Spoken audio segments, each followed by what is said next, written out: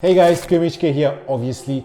As most of you guys know, I was using the iPhone 8 Plus not so long ago, I think a couple of weeks ago, which I got rid of. I kind of sold it, just to be specific. Yeah, I sold that phone and now I'm using the iPhone 5S. Now that from this one is big of a downgrade. The reason I sold that phone is to make room to buy the new iPhone SE when it comes out, so I can also make videos about that device.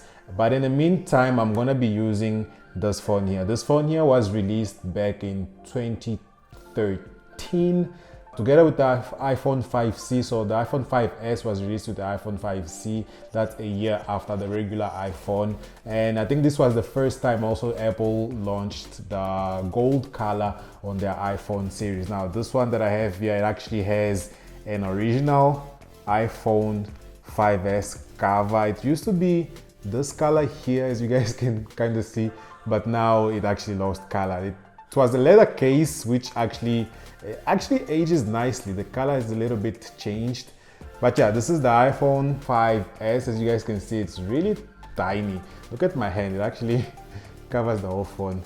Gone. So I'm gonna be using this phone maybe for 2 or 3 weeks, and I'm making this video kind of like a preliminary video so that I can know what you guys want me to check or to test on this phone. Just off the bat, this phone actually works better than a Nexus 6 that I have around the house. Now that Nexus 6 was released 2015, 2016, around there, if I'm not mistaken. But this phone is still snappy. That actually makes me wonder how the iPhone SE, which was also an iPhone made out of the iPhone 5S chassis. Now the new SE is the one that I'm gonna be getting maybe in 2 or 3 weeks when iStore actually releases in the country, or if I can find another source. But yeah, this phone here is basically similar to the old iPhone SE, but only the internal actually changes. But as I was saying, the performance of this phone is actually quite good. Now this phone uses a A7 chip inside it. The new iPhones, as most of you know, it's using the A13. This one here is a 1.3 gigahertz dual core processor inside here. But yeah, so what I want from you guys is that you guys go down in a comment and let me know what you guys want me to cover on this phone. And as soon as I have 5 to 10 questions, I'm gonna make a follow-up video covering most of the questions asked on a kind of a Q&A video. Now, I set up this phone two days ago, and off the bat, I couldn't download most applications because my iCloud, my iTunes is in arrears, so I need to go sort that out first.